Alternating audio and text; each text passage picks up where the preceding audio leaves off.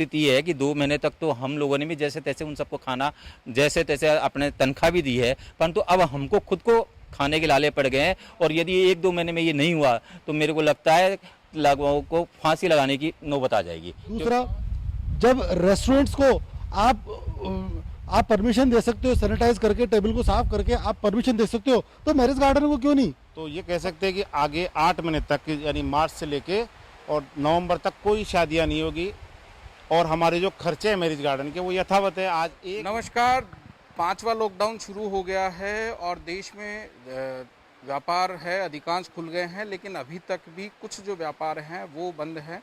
विशेष करके बात करें तो टेंट रिलेटेड जो जितने भी व्यापार थे वो अभी तक बंद पड़े हैं। विवाह स्थल संचालन समिति के कुछ पदाधिकारी हैं हमारे साथ, उन्हीं से बात करते हैं। क्या कुछ समस्याएं हैं आप लोगों के सामने? देखिए, समस्या सबसे बड़ी समस्या ये है कि जितनी भी हमारी बुकिंग्स थी तो सरकार ने जब एडवाइजरी जारी करी 15 मार्च को, तब से जुलाई तक की जितनी बुकिंग थी सब कैंसिल हो गई और आगे जुलाई के बाद में नवंबर तक ऑफ सीजन है, देवस हो जाते हैं, कोई शादियां नहीं हो पाएगी। तो ये कह सकते हैं कि आगे 8 महीने तक यानी मार्च से लेके और नवंबर तक कोई शादियां नहीं होगी और हमारे जो खर्चे हैं मैरिज गार्डन के वो यथावत है। आज एक मैरिज गार्डन का खर्चा मिनिमम 50,000 रुपये से लेकर 1.5 से 2 लाख रुपये पर, ये मेंटेनेंस का, लेबर का, स्टाफ का ये खर्चा हमारा बरकरार है। मांग की है कि हम आपसे कोई रिलैक्सेशन और नहीं मांग रहे, कोई पैकेज नहीं मांग रहे, हम सिर्फ ये मांग रहे हैं कि आप जो नगर निगम का टैक्सेज है वो टैक्सेज हमारे 1 साल का हमारे ख़त्म कर दें, क्योंकि हम ईमानदारी से हर साल टैक्स देते आ रहे हैं और आज ये महामारी है, इस महामारी के चपेट में हमारा व्यापार है। तो आज हमें आपसे आशा रखते हैं सरकार से और हमारी मांग को माने और हमारे 1 साल का जो टैक्स है वो टैक्स माफ़ करें। और साथ ही मैरिज गार्डन्स के अंदर बड़े बड़े बिजली के कनेक्शन है, 100 किलोवाट, 150 किलोवाट के कनेक्शन है, उनका जो स्थायी सेवा शुल्क है वो 20-30 हज़ार रुपये पर मंथ का है। तो स्थायी सेवा शुल्क ख़त्म करें और बाकी जो कंजप्शन है हम कंजप्शन देंगे।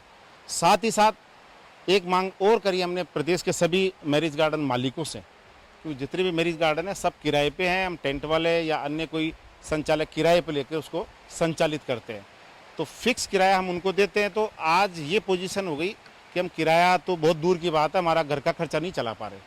तो हम आपके ज़रिए, आपके माध्यम से हम उनको भी निवेदन करना चाहेंगे कि हमारा जो किराया है 1 साल का, वो किराया आप फिक्स नहीं लेके और जो प्रोग्राम होता है उस प्रोग्राम के हिसाब से ले लें या अपना प्रॉफिट होता है उस प्रॉफिट में रेशियो तय कर लें। क्या पहल की किसी गार्डन मालिक ने?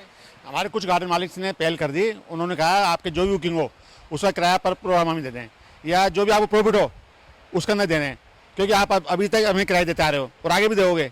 इस महामारी के संकट में हम आपके साथ हैं। हमारे बहुत से गार्डन संचालकों ने, मालिकों ने संचालकों का साथ दिया है, तो उनका हम बहुत बहुत धन्यवाद करते हैं।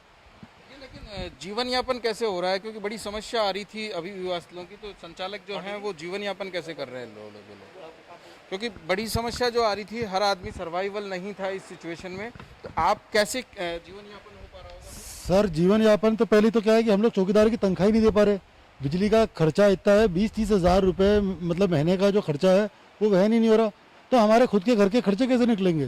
पिछले 2.5 महीने 3 महीने से कर्फ्यू और लॉकडाउन में लोग फंसे हैं। शादी मैरिज गार्डन तो अभी तक सरकार ने अभी तक परमिशन नहीं दी।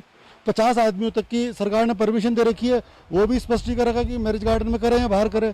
दूसरा, जब रेस्टोरेंट्स को आप परमिशन दे सकते हो, सैनिटाइज करके टेबल को साफ करके आप परमिशन दे सकते हो, तो मैरिज गार्डन को क्यों नहीं? कब तक हम मैरिज गार्डन में हम कब तक बंद रहेंगे हम लोग?